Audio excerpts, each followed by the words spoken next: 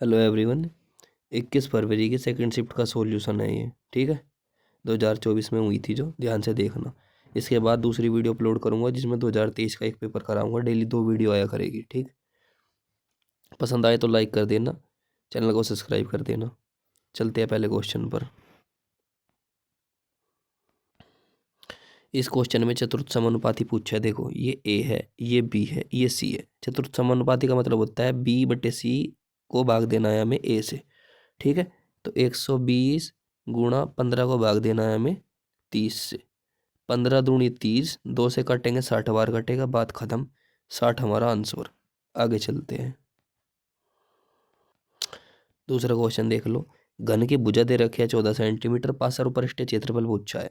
कुल नहीं पूछा है, कुल पृष्ठीय क्षेत्रफल को वो जो फॉर्मूला है वो है 6 स्क्वायर, लेकिन पास और पृष्ठीय क्षेत्रफल का है 4 स्क्वायर। तो 4 गुणा ए हमारी 14 सेंटीमीटर दे रखी है, यानी कि भुजा 14 का स्क्वायर होता है 196। 196 में गुणा करेंगे तो कितना आ जाएगा? 4 चिक 24, 24 का 4 का हासिल गए 2, 4 नम 36 और 2 38। बाद में 84 सिर्फ इसी में ही है, बात खत्म। आगे चलते हैं। देखो ये क्वेश्चन देखो ध्यान से। एक्स बिंदु पी से 12 किलोमीटर प्रति घंटा की चाल से चलना शुरू करता है। बिल्कुल आराम से समझाऊंगा, समझना चीज को। देखो ये एक रास्ता है मान लो, ठीक है। एक्स यहाँ से चलना शुरू करता है 12 की स्पीड से और 6 घंटे तक चलता रहता है, ठीक है। तो 12 छिक 72, यानी कि हर घंटे में 12 किलोमीटर चलता है, तो 6 घंटे में कितना चले जाएगा? 72 किलोमीटर। यानी कि यहाँ तक आ जाता है, ऐसा मान लो 72 किलोमीटर आ जाता है एक्स, ठीक है। एक्स की स्पीड क्या है? 12। उसके बाद जो है वाई चलना शुरू करता है यहाँ से। वाई की स्पीड है 16, ठीक है। 16 ये चलना शुरू करता है। चलते रहते हैं, ये भी इस दिशा में चल रहा है, ये भी दिशा में, इसके पीछे पीछे चल रहा है पकड़ने के लिए से, ऐसे मान लो। तो एक बात बताओ, देखो अब मान लो 6 घंटे बाद ये यहाँ पर 72 किलोमीटर पर पहुंचा। अब ये भागना शुरू करता है फिर आगे यहाँ से, और इसने भी भागना शुरू कर दिया। अब तो दोनों एक साथ भाग रही है, तो अब तो उसमें कोई दिक्कत नहीं है, दोनों भाग रहे हैं जब। लेकिन ये क्या है, ये 4 किलोमीटर ज़्यादा भाग रहा है, 4 किलोमीटर प्रति घंटा स्पीड से ज़्यादा भाग रहा है, ठीक है। ज़्यादा भाग रहा है, तो कहीं ना कहीं एक ऐसा टाइम आएगा जब ये इसे एक्स को पकड़ लेगा।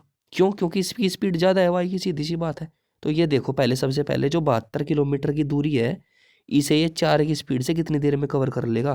तो 18 चौक 72, 18 घंटे में कवर कर लेगा ये वाई वाला। लेकिन ये 18 घंटे में एक्स कितनी दूर निकल जाएगा ये देख लो। तो एक्स की स्पीड है 12, ठीक है। सीधी सी बात है, एक्स की स्पीड कितनी है? 12, 12 किलोमीटर प्रति घंटा। और 18 घंटे में कितना चले जाएगा देख लो। 18 दूनी 36 का 6 का हासिल गया कितना? 3। 18 कम 18 3 21, यानी कि 216 किलोमीटर ये चले जाएगा यहाँ से आगे, यहाँ से आगे। और यहाँ तक कितना चला था? 72।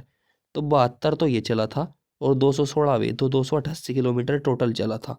बात खत्म। 288 किलोमीटर दूर यहाँ पर वाई जो है एक्स को पकड़ लेगा। आपका आंसर। समझ में नहीं आया होगा, थोड़ा सा पीछे हटा करके फिर से देख लेना, ठीक है। ये क्वेश्चन देख लो। एक पुस्तक को उसके अंकित मूल्य के 5/12 पर बेचने पर 50% की हानि होती है। पुस्तक के अंकित मूल्य और क्रय मूल्य का अनुपात बताओ। देखो, जब भी ऐसे भिन्न में लिखा हो, मैंने बताया था 5/12 का मतलब है ये नीचे वाली चीज जो है ये असली मेन चीज है, ठीक है, बेस है। तो अंकित मूल्य के पर 5/12 पर बेचने पर, यानी कि मार्कअप प्राइस जो है वो हमारा 12 रुपये है, और बेचा कितने में हमने उसे? 5 रुपये में। तो सीधी सी बात है, 5 रुपये में बेचने पर हमें 50% का नुकसान होगा। यानी कि कितने में बेची हमने? 50% में। तो हमें 100% का मान याद करना है। 50 दूनी 100, 5 दूनी 10, यानी कि वो कितने की चीज़ थी? कॉस्ट प्राइस इसका कितना था? 10 रुपये। समझ में आई इतनी सी बात? अब यही पूछा था, अंकित मूल्य क्रय मूल्य का अनुपात बता दो। तो अंकित मूल्य 12 है, क्रय मूल्य 10 है, यानी कि 6:5 का रेशो आ गया आपका, ठीक। आगे चलते हैं। ये सिंप्लीफिकेशन का क्वेश्चन है। देखो, सबसे पहले ब्रैकेट सोल्व करेंगे। 7 में से 2 गया 5, 5 को 45 को भाग दिया, 5 से 5 ना 45, 9 आ गया, ठीक है। तो ये आ गया 42 प्लस 43 माइनस, फिर ये ऑफ सोल्व करेंगे 6 चौक 24, ठीक है। ये 43 था, ये 24 गुणा, ये आ गया था 9 इसे सोल्व करने पर 9। अब इन दोनों की गुणा करो। 9 चौक 36 का 6 का से लगाई थी, 9 दूनी 18 3 21, 216, और इन दोनों को जोड़ लो, बीच में प्लस है ना। 42 43 85, तो 85 इसमें से घटाना है। तो देखो ये बड़ी संख्या है, सीधी सी बात है, ये बड़ी संख्या है। तो 6 में से 5 गया, 1 बचा। आगे फिर यहाँ से दाई लेंगे 11, 11 में से 8 गया, कितना बचा 3, और ये 131 बच गया आपका। आगे चलते हैं। तो ये क्वेश्चन देखना ध्यान से। ए बी एक काम को 14/3 दिन में करते हैं। आपका थोड़ा सा दिमाग खुल जाएगा इस क्वेश्चन को देखने के बाद। किस तरीके से कराता हूँ ध्यान से देखना। बी सी करते हैं 12/5 दिन में, और सी ए करते हैं कितने दिन में, ये क्या है यार, सी ए करते हैं 16/3 दिन में। अब इन तीनों का एलसीएम लेना है, ठीक है। इनका एलसीएम क्या आएगा, एलसीएम किसका लेना है, ऊपर वाली संख्या का, 14 का, 12 का और 16 का। तो एलसीएम क्या आएगा वो देखो। अब एक बात बताओ मुझे, इसने क्वेश्चन में बोला है तीनों मिलकर काम करे तो वे कितना हिस्सा कर लेंगे 2 दिन में। अब एक बात बताओ, कुल हिस्सा है जो कुल हिस्सा, उसमें से हिस्सों कुछ करेंगे यहाँ से ये, तभी तो उसने बोला है कितना हिस्सा कर लेंगे। तो नीचे क्या आएगा, कुल हिस्सा। अब देखो सारे के सारे ऑप्शन जितने भी है उस सब में नीचे दे रखा है 336, यानी कि टोटल काम है इसमें से हमें इतना कर रखा है। जो उन सभी ऑप्शन होगा वो बात की बात है, लेकिन 336 टोटल काम है। तो सीधी सी बात है, एलसीएम लेने की जरूरत भी नहीं है, ऑप्शन की तरफ भी देख लिया करो। 336 एलसीएम आ गया। अब इस 336 को 14 से भाग देंगे, 14 दूनी 28, बच के 5, 14 चौका 56, 24 बार कट गया है। अब 24 की गुणा नीचे 3 में कर देंगे, 24 तिया 72, ऐसे ही सबकी कर लेंगे, ठीक है।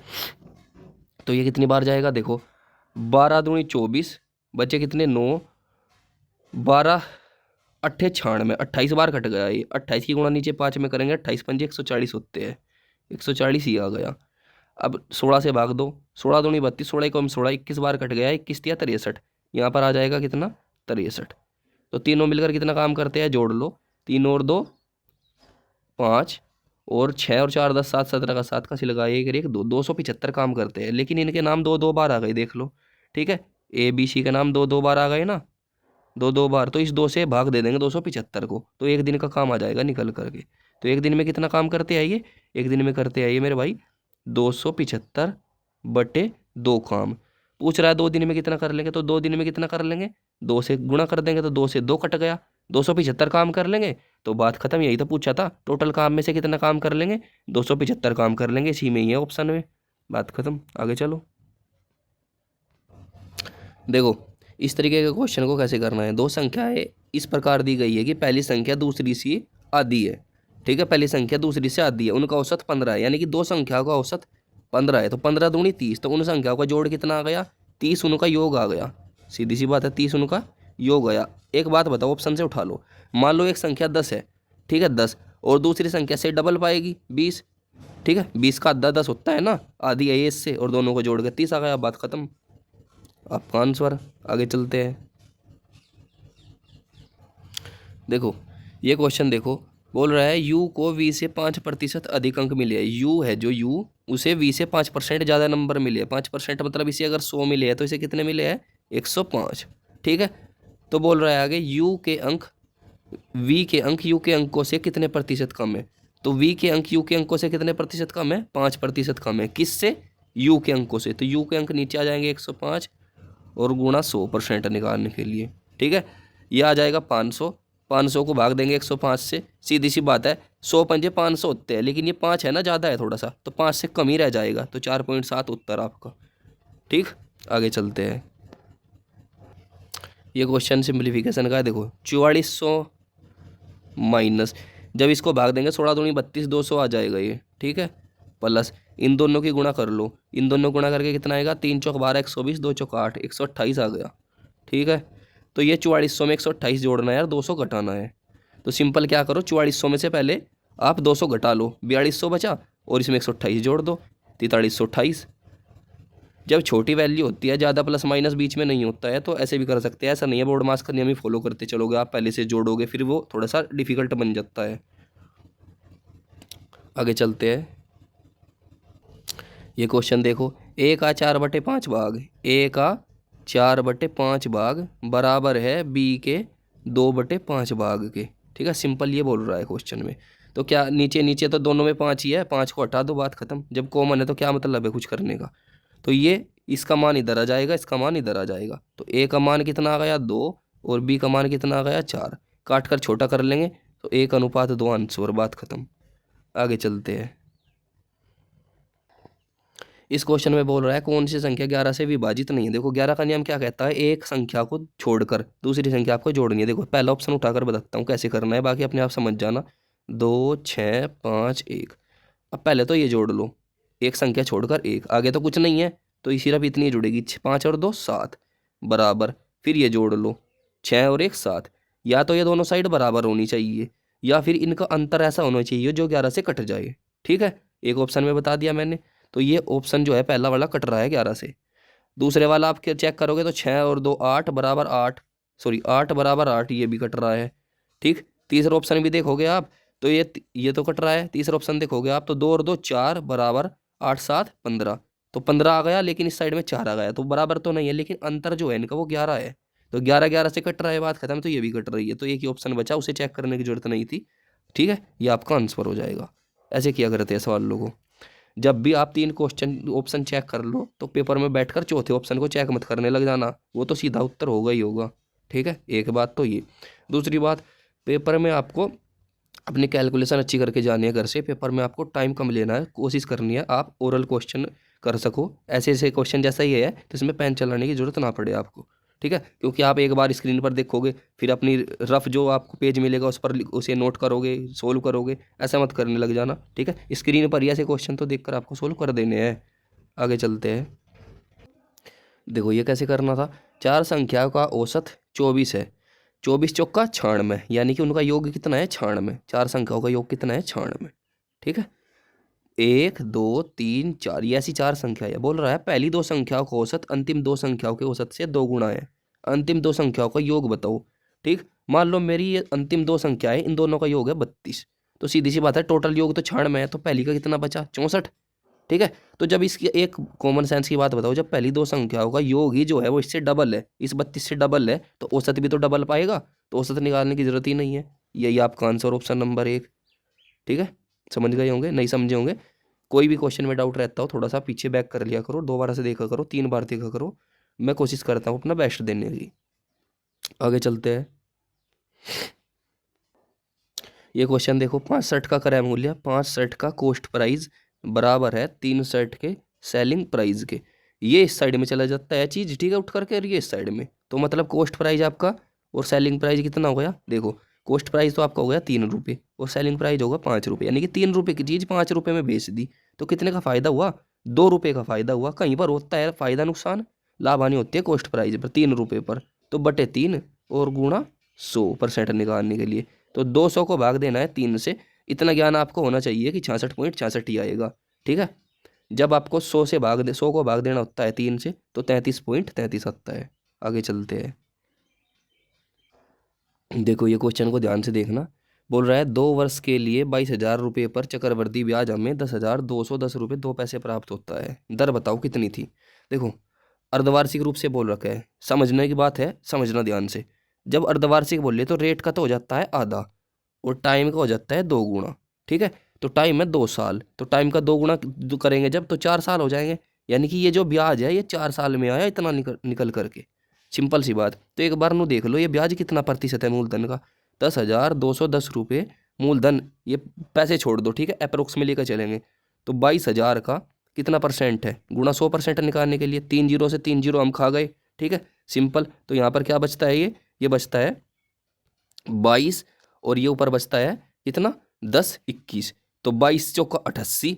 ठीक है, 12 और 2 14 बचे, 14 बचे 1, यानी कि आगे कितना चलेगा, कितनी बार चलेगा, ये 5 बार चलेगा, लगभग 5 बार चलेगा या 6 बार चलेगा। ठीक है, 6 दूनी 12, हाँ 6 बार चलेगा, यानी कि 46 पॉइंट कुछ आएगा, ऐसा मान लो आप। ठीक है, तो एक बात बताओ सिंपल सी, जब आपके पास, मैंने पहले भी समझाया था एक वीडियो में, ध्यान से देखना आप उस वीडियो को, जब आपका 46% होता है, ये इसका 46% है, 46%, एक बात बताओ 46% आपका वो आया निकल करके ब्याज, ठीक है, मूलधन पर 4 साल में। अगर मैं सिंपल इंटरेस्ट की बात करूं, सिंपल इंटरेस्ट की, और मैं 10% की दर दे दूं और 4 साल का टाइम दे दूं, तो 10 चौक 40। ठीक है, 40% तो जब ही हो जाता है 4 साल के अंदर, तो कंपाउंड इंटरेस्ट में तो और थोड़ा ज़्यादा होता है, तो 46% कैसे हुआ होगा, ये याद होना चाहिए वैसे आपको, 40.41% आएगा ये, ठीक है, 4 साल के अंदर, लेकिन मैं फिर भी बता रहा हूँ। तो ये कंपाउंड इंटरेस्ट रहा होगा आपका जो है 10% की दर से लगा होगा। तो 10% हमारी क्या आ गई रेट, यहाँ पर रेट कितनी आ गई 10%। लेकिन ये रेट तो हमने आधी की थी, ओरिजिनल रेट कितनी थी, ओरिजिनल रेट थी 10 का डबल 20 कर लो, बात खत्म। भाई 20 को 2 से भाग दिया होगा तभी तो 10% आया ये, ऐसे देख लो। बिल्कुल छोटा सा सवाल कर दिया हमने इसको काट पीट कर। आगे चलते हैं, देखो इसे कैसे करना है। ए एक काम को 7 घंटे में करता है, ठीक है। बी और सी से कितने घंटे में करते हैं, 21/4 घंटे में करते हैं। और सी और ए कितने घंटे में करते हैं, ऐसे 7/2 घंटे में करते हैं। सबसे पहले तीनों का एलसीएम ले लो ऊपर वालों का, तो 21 ही आ जाएगा, ठीक है। 7 तिया 21, और फिर 21 से 21 कटे जाएगा एक बार, तो 4 एकम 4, और 7 21 3 दूनी 6।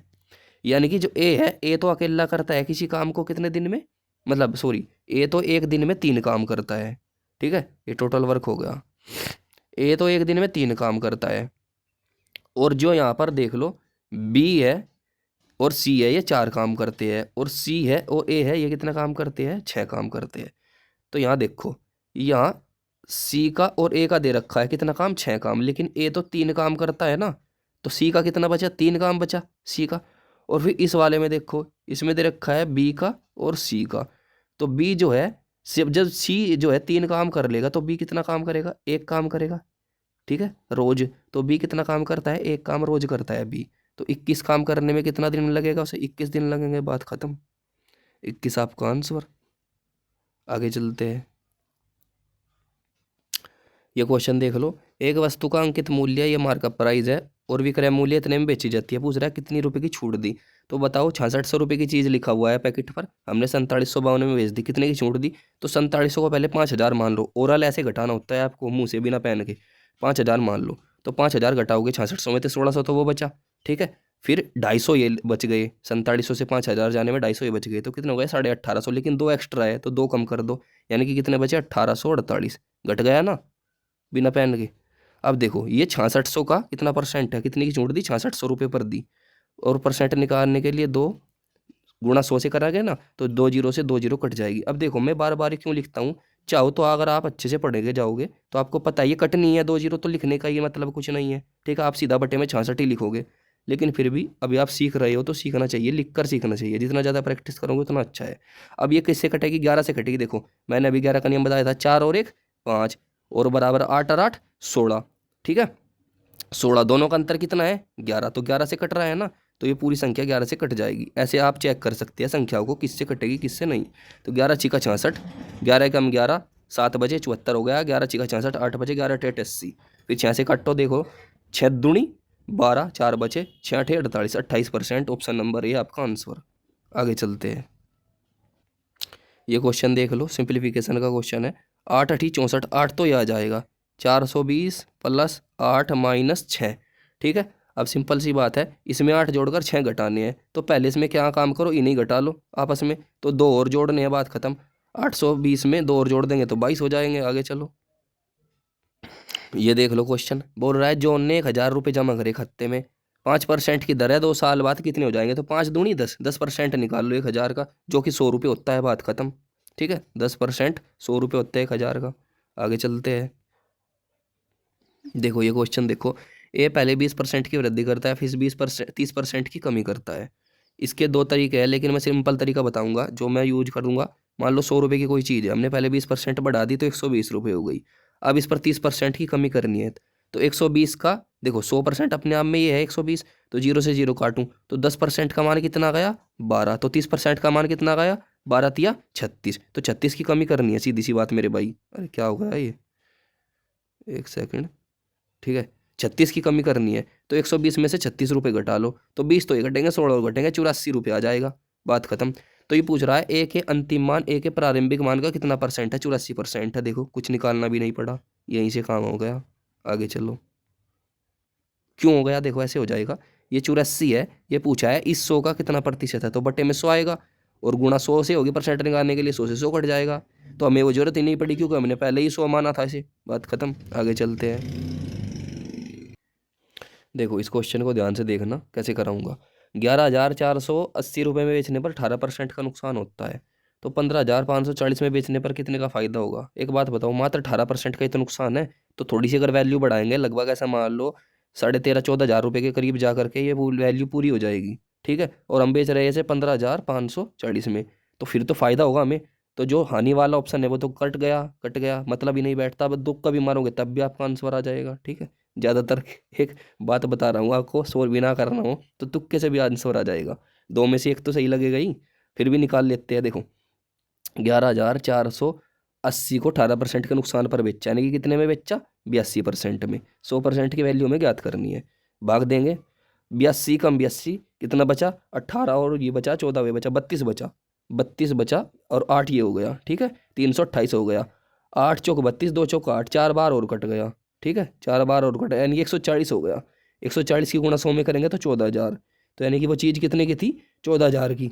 बेची कितने में? 15,540 में। 1500 कितने का? 40 रुपये का हमें फ़ायदा हो गया उस पर। कितने पर? 14,000 पर, ठीक है। अब देखो ये 3 जीरो मैं लिख ही रहा हूँ, लेकिन कटनी तो है, ये सीधी सी बात है, पर फिर भी लिख देता हूँ, ठीक है। और गुणा 100। अब इसके 3 जीरो ऊपर, ये 3 जीरो से खल्लास जाएगी। अब 14 से भाग दे दो, 14 ही कम 14, ठीक है। बचा कितना आपके पास?